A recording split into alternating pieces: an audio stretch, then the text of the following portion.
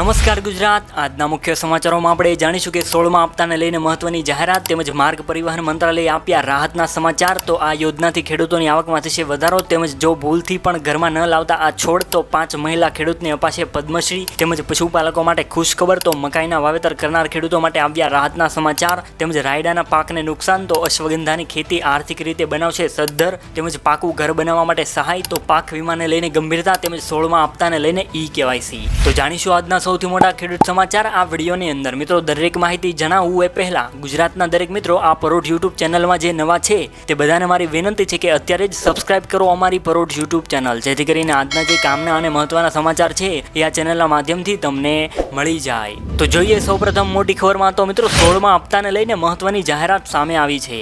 મિત્રો પીએમ કિસાન યોજના અંતર્ગત દરેક ખેડૂતોને વાર્ષિક 6000 રૂપિયા જે 3 હપ્તામાં આપવામાં આવે છે, એટલે કે દર 4 મહિને એક હપ્તો આપવામાં આવે છે।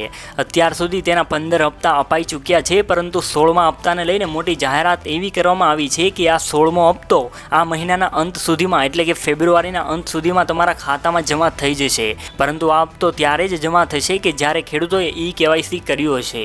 જો મિત્રો તમે ઘરે બેઠા જ ઈ-કેવાયસી કરાવવા માંગતા હોવ તો અમારા છેલ્લા સમાચાર જોવા વિનંતી। ત્યારબાદના સમાચારો વિશે વાત કરીએ તો માર્ગ પરિવહન મંત્રાલયે આપ્યા રાહતના સમાચાર। ડ્રાઇવિંગ લર્નર અને કંડક્ટર લાયસન્સની માન્યતા લંબાવાઈ છે। સારથી પોર્ટલમાં સમસ્યાઓના કારણે અરજદારોને 31 જાન્યુઆરીથી 12 ફેબ્રુઆરી 2024 વચ્ચે લાયસન્સ સંબંધિત સેવાઓ મેળવવા મુશ્કેલીઓનો સામનો કરવો પડ્યો હતો। જેમની ડ્રાઇવિંગ લાયસન્સ, લર્નર લાયસન્સ અને કંડક્ટર લાયસન્સની વેલિડિટી સમાપ્ત થઈ રહી હતી, હવે લાયસન્સની માન્યતા અવધિ 29 ફેબ્રુઆરી 2024 સુધી લંબાવવામાં આવી છે। રોડ ટ્રાન્સપોર્ટ અને હાઈવે મંત્રાલયે એક પરિપત્ર જાહેર કરીને આ જાણકારી આપી હતી।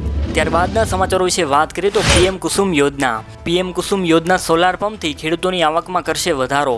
ખેતી કરતા ખેડૂતોને પડતી મુશ્કેલીને ધ્યાને રાખીને કેન્દ્ર સરકારની પીએમ કુસુમ યોજના દ્વારા ખેડૂતોને સોલર પંપ લગાવવા માટે સબસિડીનો લાભ આપવામાં આવી રહ્યો છે। આ યોજનાનો લાભ રાજ્યના દરેક ખેડૂતોને મળી રહે તે રીતનું આયોજન કરવામાં આવ્યું છે, જેનો સીધો ફાયદો રાજ્યના આર્થિક રીતે નબળા ખેડૂતોને મળશે। કેન્દ્ર સરકાર દ્વારા 45% અને રાજ્ય સરકાર દ્વારા 30%, એટલે કે બંને મળીને કુલ 75% ફાયદો ખેડૂતોને પીએમ કુસુમ યોજના અંતર્ગત મળી રહ્યો છે। મિત્રો આ યોજનાનો લાભ લેવા માટે સૌપ્રથમ Aadhaar card, ration card, bank passbook, passport સાઇઝનો ફોટો અને જમીન દસ્તાવેજની કોપી સાથે ચાલુ મોબાઈલ નંબર અવશ્ય હોવો જોઈએ કે જેના પર ઓટીપી માટે રજીસ્ટર તમે કરી શકો। ત્યારબાદ આ બધા દસ્તાવેજ જમા કરાવ્યા બાદ તમને SMS દ્વારા જાણ કરવામાં આવશે। પીએમ કુસુમ યોજનાનો લાભ લેવા માટે ગુજરાત એનર્જી ડેવલપમેન્ટ એજન્સીની વેબસાઇટ પર જઈને તમે ઓનલાઈન રજીસ્ટ્રેશન કરાવી શકો છો। ત્યારબાદના સમાચારો વિશે વાત કરીએ તો મિત્રો જોજો ભૂલથી પણ ઘરમાં ન લાવતા આ છોડ, નહીંતર નોકરી અને ધંધાથી લઈને દરેકમાં પડતી હવે શરૂ થઈ જશે। વાસ્તુશાસ્ત્ર મુજબ ઘરમાં મદારનું ઝાડ ન લગાવવું જોઈએ, કારણ કે મદારના છોડમાંથી દૂધ નીકળે છે કે જે પરિવારના લોકો વચ્ચે નકારાત્મક વાતાવરણ ઊભું કરે છે, ઘરમાં તણાવ વધી જાય છે તેમજ કોઈ પણ કારણ વગર ઘરમાં ઝઘડો થવા લાગે છે। ત્યારબાદના સમાચારો વિશે વાત કરીએ તો મિત્રો દરેક ખેડૂતો માટે આ 5 મહિલા ખેડૂતો પ્રેરણાદાયક બનશે, કારણ કે સરકાર દ્વારા આ 5 મહિલા ખેડૂતોને પદ્મશ્રીથી નવાજવામાં આવ્યા છે। એમાં પહેલા નંબર ઉપર ત્રિનીતિ સાવો નામના મહિલા ખેડૂત આવે છે કે જે મેઘાલયના છે। તે પોતે ઓર્ગેનિક હળદરની ખેતી કરવા માટે જાણીતા છે। ત્યારબાદ જમુના ટુડુ છે કે જે ઝારખંડના છે। આ મહિલા ખેડૂતને લોકો લેડી ટાર્ઝનના નામથી પણ ઓળખે છે કે જે પોતાનું આખું જીવન જંગલને સમર્પિત કરી દીધું છે।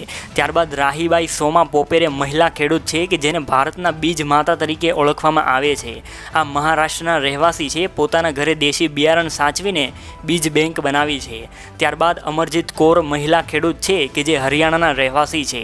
તે ખેડૂત પુત્રી તરીકે ઓળખાય છે। તેમના પિતાની બગડતી તબિયતની તેમને ખેતી કરવા માટે પ્રોત્સાહિત કર્યા હતા। ત્યારબાદ રાજકુમારી દેવી મહિલા ખેડૂત છે કે જેઓ મહિલાઓ પ્રત્યેની સમાજની વિચારસરણીને તોડીને રાજકુમારી દેવી આજે લાખો મહિલાઓ માટે પ્રેરણાનો સ્ત્રોત બની ગઈ છે। આ એક એવી મહિલા છે કે જે ઘરના કામકાજની સાથે તેના પતિ સાથે ખેતરોની પણ સંભાળ રાખે છે। ભારત સરકારે સમાજમાં મહિલાઓ માટે ઉદાહરણ બનનાર આ 5 મહિલાઓને પદ્મશ્રી એવોર્ડથી સન્માનિત કરવામાં આવ્યા છે। ત્યારબાદના સમાચારો વિશે વાત કરીએ તો પશુપાલકો માટે ખુશ ખબર, હવે ગાય અને ભેંસનું દૂધ પણ MSPના દરે વેચાશે। મિત્રો તમને જણાવી દઉં કે MSP એટલે કે એકવાર કોઈ વસ્તુ પર MSP નક્કી થઈ જાય પછી કોઈ પણ વ્યક્તિ કે સરકાર તે વસ્તુને તેનાથી ઓછી કિંમતે ખરીદી શકશે નહીં। સરકારે દૂધ પર MSP નક્કી કરવાની જાહેરાત કરી છે। એવું કહેવામાં આવ્યું છે કે સરકારના આ નિર્ણયથી પશુપાલકોની સ્થિતિમાં હવે સુધારો થઈ શકશે। ત્યારે સરકારના આ નિર્ણયથી પશુપાલકોમાં ખુશીની લહેર જોવા મળી રહી છે. સરકારના આ નિર્ણય બાદ હવે દૂધના ભાવ નક્કી કરવામાં આવ્યા છે. હવે કોઈ પણ પશુપાલકો પાસેથી નિર્ધારિત કિંમત કરતાં ઓછા દરે દૂધ ખરીદી શકાશે નહીં. સરકારે ગાયના દૂધ પર MSP 38 રૂપિયાથી વધારીને 45 રૂપિયા પ્રતિ લીટર કરી દીધી છે અને ભેંસના દૂધ ઉપર 38 રૂપિયા પ્રતિ લીટરથી વધારીને 55 રૂપિયા પ્રતિ લીટર કરી દીધી છે. મિત્રો, વધેલા MSP દરો 1 એપ્રિલ 2024થી અમલમાં આવશે. મિત્રો, પશુપાલકોની આ સમસ્યાને ધ્યાનમાં રાખીને સરકારે આ મોટી જાહેરાત પશુપાલકો માટે કરી છે. ત્યારબાદના સમાચારો વિશે વાત કરીએ તો મકાઈના વાવેતર કરનાર ખેડૂતો માટે ખુશખબર સામે આવ્યા છે. હવે આ કિંમત પર વેચી શકશે મકાઈ. મકાઈના ખેડૂતો માટે એક મોટા સમાચાર છે. ઇથેનોલ ઉત્પાદન માટે મકાઈની ખરીદી હવે ગેરંટી કિંમત એટલે કે MSP ઉપર થઈ શકશે. હવે કોઈ પણ લઘુત્તમ ટેકાના ભાવે જ ખેડૂતો પાસેથી મકાઈની ખરીદી કરી શકશે. મકાઈ ઉપર MSP દર 2090 રૂપિયા પ્રતિ ક્વિન્ટલ છે, પરંતુ તેમાં સુધારો કરીને ઓક્ટોબર 2024થી અમલી બનાવવામાં આવ્યો છે. ત્યારબાદના સમાચારો વિશે વાત કરીએ તો વાતાવરણમાં ભેજનું પ્રમાણ વધવાથી રાયડાના પાકને નુકસાન. ગુજરાતના અરવલ્લી જિલ્લામાં રાયડાનો પાક તૈયાર થતાં ખેડૂતો મોડાસા માર્કેટ યાર્ડ ખાતે રાયડો વેચવા આવી રહ્યા છે, પરંતુ બજારમાં રાયડાના પાકનો ભાવ નીચો જતાં ખેડૂતોને પ્રતિ 20 કિલોએ 200થી 500 રૂપિયા સુધીનું નુકસાન થઈ રહ્યું છે, જેના પગલે ખેડૂતો કફોડી હાલતમાં મુકાયા છે. વાતાવરણમાં ભેજનું પ્રમાણ વધારે રહેવાના કારણે રાયડાના ભાવ સતત નીચે પડી રહ્યા છે, જેના કારણે ખેડૂતોમાં પણ રોષ જોવા મળી રહ્યો છે. ત્યારબાદના સમાચારો વિશે વાત કરીએ તો અશ્વગંધાની ખેતી ખેડૂત ભાઈઓને આર્થિક રીતે બનાવશે સદ્ધર. અશ્વગંધા એક મહત્વપૂર્ણ છોડ છે. તેનો મોટો ભાગે આયુર્વેદિક ચિકિત્સા પદ્ધતિમાં ઉપયોગ થાય છે. અશ્વગંધાનું મહત્વ તમામ શાસ્ત્રોમાં વર્ણવવામાં આવ્યું છે. આ છોડના તાજા પાંદડા અને તેના મૂળમાંથી ઘોડાના મૂત્રની ગંધને કારણે તેનું નામ અશ્વગંધા પડ્યું છે.